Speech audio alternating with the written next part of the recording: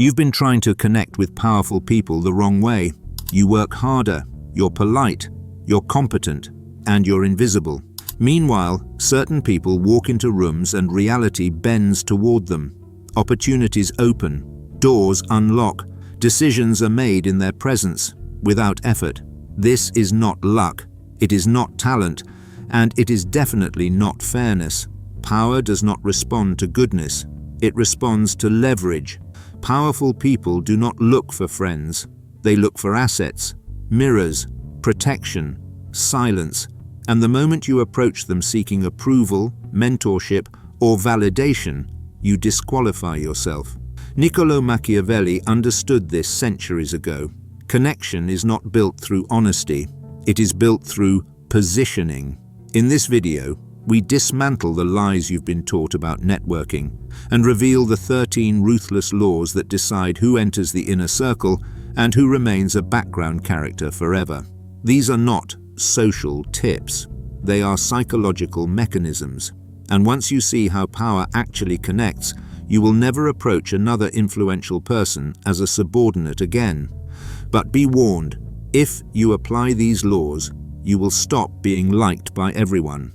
You will be respected by the few who matter. Let's begin. Players versus pieces. The world is not divided by wealth, intelligence, or morality. It is divided by agency. There are players and there are pieces. Players shape outcomes. Pieces are moved by them. Most people never consciously choose which one they are. They simply wake up as pieces and spend their lives wondering why effort never turns into influence, why talent is ignored, why doing the right thing leads nowhere.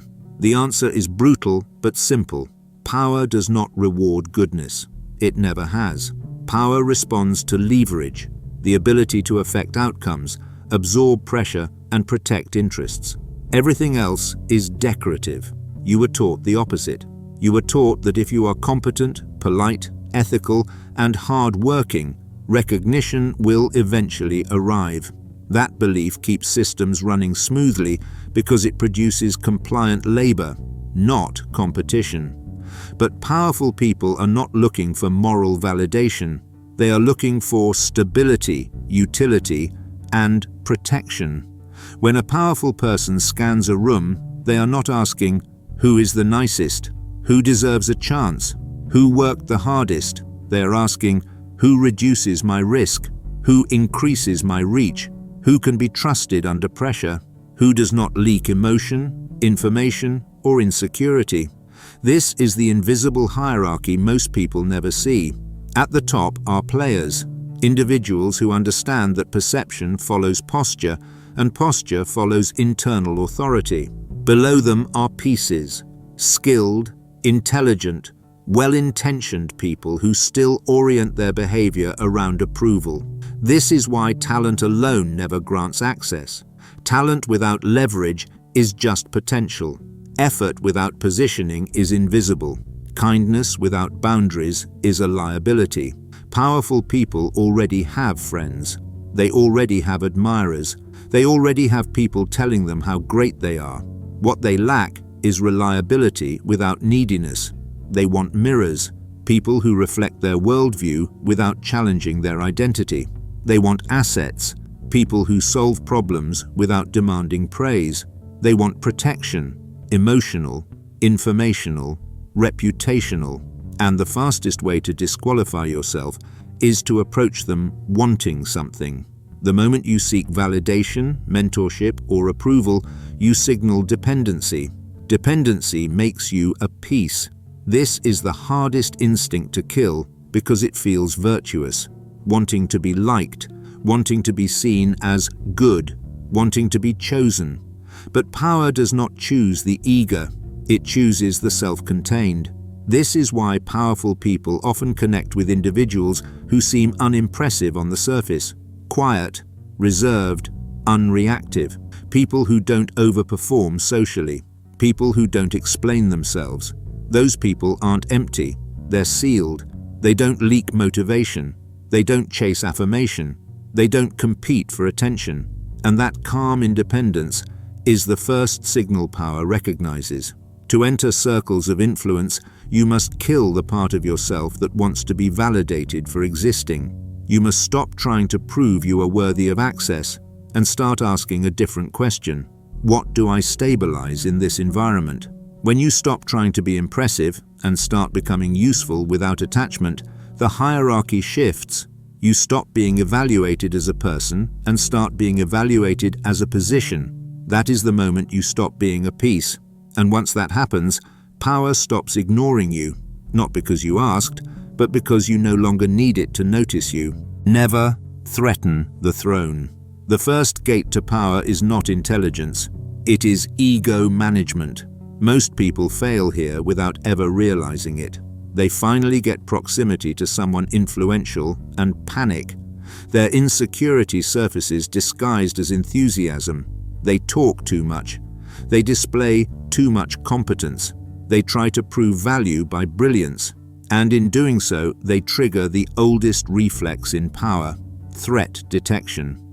Powerful people are not confident in the way movies portray them. Their position is built on perception, and perception is fragile. Status must be maintained, not just earned. The higher someone climbs, the more sensitive they become to anything that suggests displacement. This is why impressing power backfires. When you walk into a room shining too brightly, you don't look impressive. You look destabilizing. You don't look like an asset. You look like competition. The mistake is assuming power admires talent the way peers do. It doesn't. Power admires safety. Someone who makes a leader feel smaller, slower, less insightful, even unintentionally, becomes a liability. Not because they are wrong, because they are dangerous to the ego that holds the throne. This is why Machiavellian strategy favors camouflage over brilliance. You do not enter power circles as a star. You enter as a shadow. You frame your intelligence so it reflects back onto them. You offer insights as extensions of their thinking. You ask questions that allow them to arrive at conclusions you already see. When they speak, you amplify their authority. When they decide, you reinforce their inevitability. This is not submission. It is positioning. Power relaxes around those who make it feel superior. Once relaxed, defenses lower. Access opens. Trust forms. The second mistake people make is revealing intention. They think honesty builds connection. It doesn't. It builds predictability. If someone knows what you want, they know how to control you. Desire is leverage, and revealing it hands leverage away. When powerful people sense ambition aimed at them, they instinctively guard resources. They start managing you instead of engaging you. You become a problem to handle, not a variable to explore. Mystery reverses this dynamic. When your intentions are unclear, power becomes curious. Curiosity flips the direction of pursuit. Instead of you seeking access, they begin watching, testing, wondering. Why is this person here? What do they want or don't want? Why don't they ask for anything? Mystery creates psychological gravity. You talk around goals, not toward them. You humanize interactions. You speak about ideas, aesthetics, problems, not requests. You remain open, but not transparent, present, but not exposed. This signals internal security, and internal security is rare. The people who rise are not those who shine the brightest. They are those who do not threaten the throne while standing close to it. They let the king feel like the sun, while quietly learning the orbit. Once power believes you are not there to replace it, it allows you inside, and only then does the real positioning begin. Speak the language of self-interest. Power does not respond to need, it responds to advantage. This is where most people sabotage themselves. They finally get access to someone influential and immediately reveal desperation. They explain their struggle. They talk about how hard they've worked. They frame their request as something they deserve. This never works, not because powerful people are cruel, but because mercy is expensive. Every person with influence is surrounded by people asking for help. If they responded to every deserving story, they would be drained, distracted, and ineffective. So they learn a reflex. Ignore emotion, listen for leverage. Sob stories fail because they demand sympathy without offering utility. They place the burden of action on the powerful person while offering nothing in return. This makes you a liability, not an ally. Machiavellian connection is transactional, but never openly so. You do not ask for favors. You present alignment. Instead of saying, "I need help," you identify what they need and position yourself as the solution. Every powerful person has pressure points, problems they cannot solve easily, inefficiencies they hate, rivals they want neutralized, time they want reclaimed. Your role is not to impress them with effort, it is to relieve pain. When you speak to power, your language must shift. I noticed this friction in your operation. There's a way to remove this bottleneck. This would save you time. Now the dynamic changes. You are no longer a request, you are an option. This is why it is better to be needed than liked. Likability fades, utility compounds.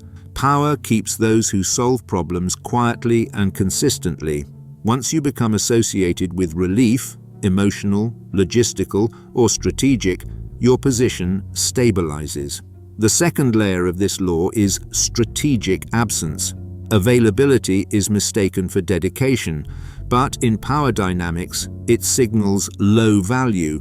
If you are always reachable, always flexible, always saying yes, you are communicating that your time is cheap. Power respects what is scarce. When you are present, be precise, focused, useful. When the interaction ends, withdraw. Do not linger. Do not chase follow-ups. Do not flood with messages. Let silence do the work. Absence creates mental space, and what occupies mental space gains weight. When someone notices that you are not always available, that you have commitments, direction, boundaries, your presence stops feeling automatic and starts feeling earned.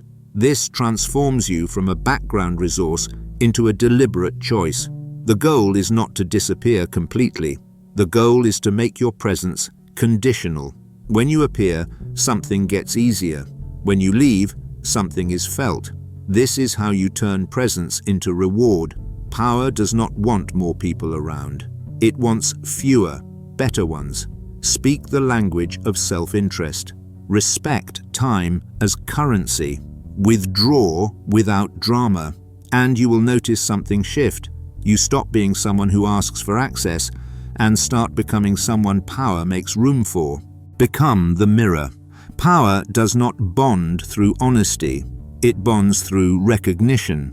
Every powerful person, no matter how disciplined or self-aware they appear, is in love with one thing above all else: their own worldview, their beliefs, their interpretations, their sense of how reality works.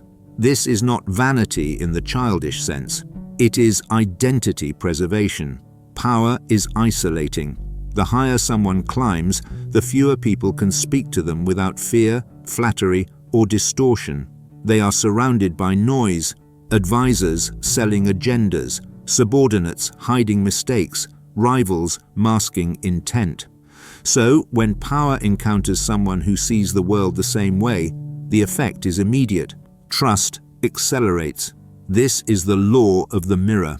Most people try to connect by talking about themselves, their background, their opinions, their ideas. This is amateur behavior. Power does not want more information about you. It wants confirmation of itself. Mirroring is not mimicry for show. It is neurological synchronization. You match pacing, tone, posture, language, and metaphor. If they speak in conflict terms, you use conflict language. If they frame reality as competition, you speak in strategy. If they value order, you speak in structure. Your goal is not agreement. Your goal is familiarity. When someone feels familiar, the brain relaxes. Threat perception drops. Rapport forms below consciousness. The signal becomes, "This person is like me," and people protect what feels like themselves. This is why mirroring is so effective. You are not flattering them. You are inhabiting their reality. The second accelerator is the useful enemy. Nothing bonds faster than shared opposition. Humans are tribal by nature.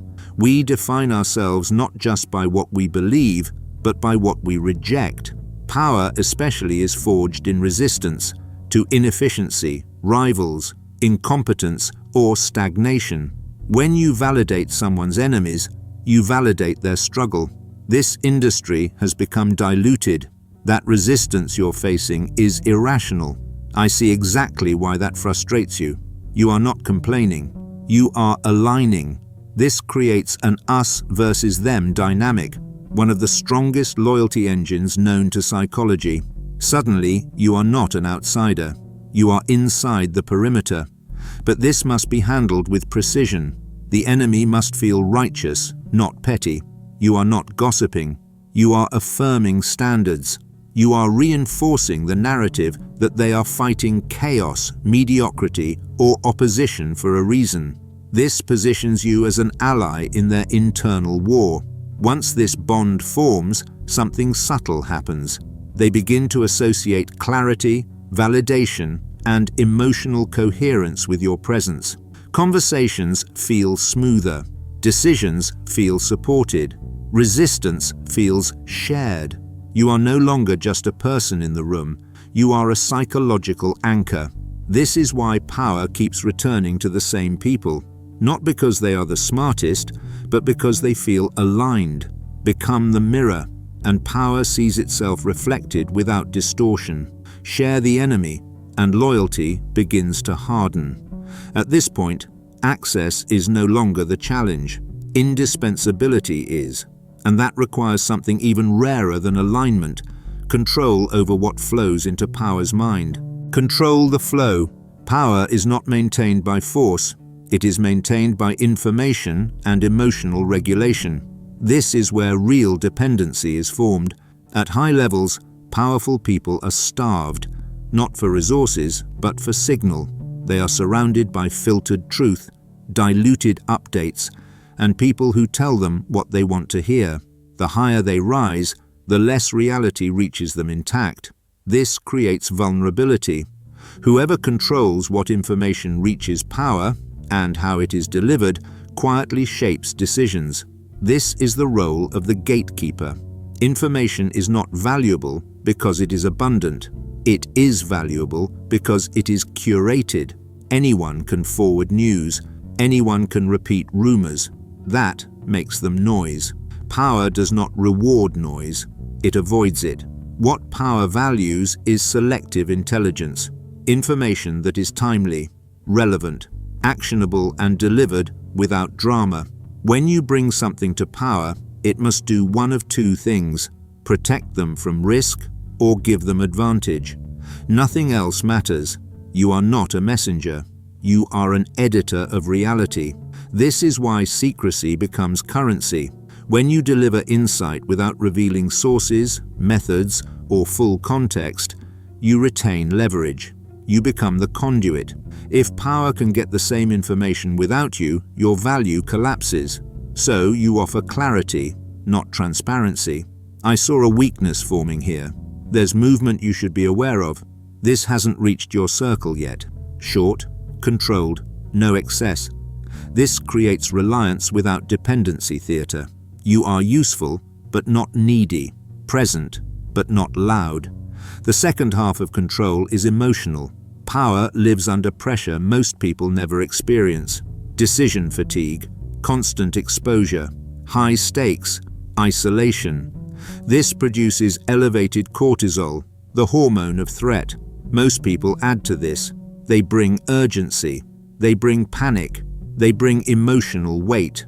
And in doing so, they become avoided. To become indispensable, you must do the opposite. You must lower pressure. This is emotional alchemy, the ability to absorb chaos and return clarity. When power is frantic, you slow down. When power is angry, you remain steady.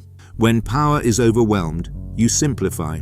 You do not mirror their stress, you neutralize it. This is why the phrase, "it's handled," is so powerful. It communicates three things instantly: awareness, control, relief, no explanation, no reassurance seeking, no emotional leakage. Handled. Power remembers who removes weight from their shoulders. Those people become anchors. Meetings with them feel calmer. Decisions feel cleaner. Problems feel smaller.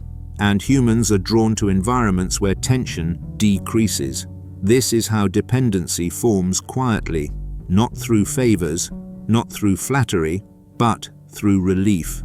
You become the person whose presence stabilizes outcomes, the one who filters noise, contains chaos, and delivers clarity without spectacle. At this point, you are no longer connecting with power. You are embedded within it. And once embedded, power does not let go easily. But even this level of access is fragile unless you understand one final rule. True influence does not come from controlling people. It comes from shaping the environment they move within. And that is the next shift. Shape the environment. At lower levels, people fight for control inside the game. At higher levels, power belongs to those who design the game itself. This is the shift from executor to architect. Most people cling to identity. They insist on being themselves. They wear their habits, preferences, and ego like armor. This feels authentic, but it is strategically suicidal around power. Power does not reward rigidity. It rewards adaptability. Formlessness is not deception. It is survival at scale. Machiavellian power understands this clearly. The rigid break, the flexible endure. When you enter the orbit of influence, your fixed identity becomes friction. Every unnecessary contrast makes you harder to assimilate.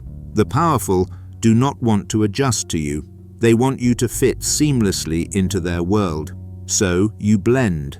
If the culture is formal, you become precise. If it is aggressive, you sharpen. If it is relaxed, you soften. You don't argue culture. You inhabit it. This is not weakness. It is intelligence. The fox survives because it adapts its shape to the terrain. The man who refuses to adapt becomes visible, and visibility without authority invites removal.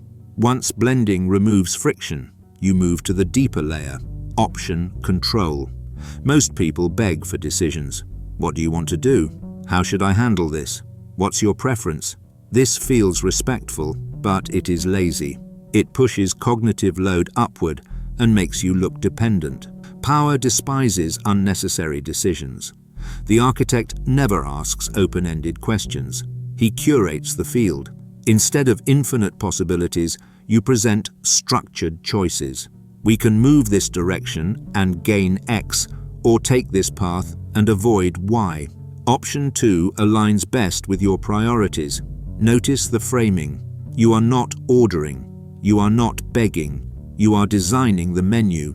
This creates the illusion of control for them while maintaining real control for you. They choose, but only among paths you constructed. This is the difference between executor and architect. The executor waits for instructions. The architect anticipates outcomes. Executors solve tasks. Architects shape trajectories. When you consistently do this, something important happens. Power begins to rely on your thinking, not just your labor. You are no longer someone who gets things done. You are someone who decides what should be done. This is where influence solidifies. But this level requires ego death. You must release the need to be seen as decisive, brilliant, or dominant. Architects operate quietly. Their fingerprints are on everything, but their name is rarely mentioned. And that is the point. Power protects architects because removing them collapses structure. Still, even the best designed environment fails if the architect secretly needs approval. Which brings us to the final law, the paradox that makes all others work. You can shape the board perfectly and still lose leverage if you need the game more than the game needs you. And that is where everything either locks in or falls apart. Radical autonomy. This is the paradox that most people never understand. Power only connects to equals, but it creates dependence on those who do not need it. Radical autonomy is the final credential. Without it, every other law collapses into performance. You can mirror perfectly. You can manage ego flawlessly. You can control information, shape environments, and lower stress. But if, beneath all of that, you need power to choose you, it will sense it. And the moment power senses need, the relationship tilts. Needy people are predictable. Predictable people are manageable. Manageable people are not respected. This is why Law 8, Law 11, and Law 13 must exist together. First, play to their fantasy. Every powerful person lives inside a self-image. The decisive leader, the misunderstood genius, the benevolent ruler, the visionary fighting mediocrity. Your role is not to challenge this fantasy, that would destabilize them, but to support it. If they see themselves as a mentor, you let them teach. If they see themselves as a savior, you affirm the mission. If they see themselves as a rebel, you become the accomplice. This is not submission. It is strategic alignment. You are reinforcing the story they need to believe in order to function. But fantasy alone does not secure position. That is where dependence enters. Creating dependence does not mean control through fear. It means becoming structurally difficult to remove. You do this by mastering a role that is both essential and opaque. You handle something they hate dealing with. You manage a relationship they cannot risk losing. You control a process they do not fully understand. And you do not rush to teach it away. This is mutual entanglement. They benefit from your presence. You benefit from their platform. Neither of you can easily sever the connection without cost. But here is the critical distinction. Dependence without autonomy becomes servitude, which is why the final law supersedes all others. You must be willing to walk away. Seeing this internally, not performing it, changes everything. When you do not need the deal, when you do not fear rejection, when you know your identity, income, and direction survive without them, your posture changes, your voice steadies, your words compress, your eyes hold. Power recognizes this immediately, because true authority recognizes true authority. Radical autonomy is not arrogance. It is self-containment. It is the knowledge that you are whole before connection, not completed by it. This is why power is drawn to sovereign individuals. They do not drain, they do not beg, they do not cling. They offer alliance from a position of strength. You are not there to be chosen. You are there to trade. And trading only happens between equals. When power realizes you cannot be owned, only partnered with, respect solidifies. Access stabilizes. Influence becomes permanent. This is the final shift. You stop orbiting power. Power begins to orbit you. If this reframed how you see power, write, "I move as an equal" in the comments. Subscribe to Iron Psyche for philosophy without comfort, where we study power as it is, not as it's advertised.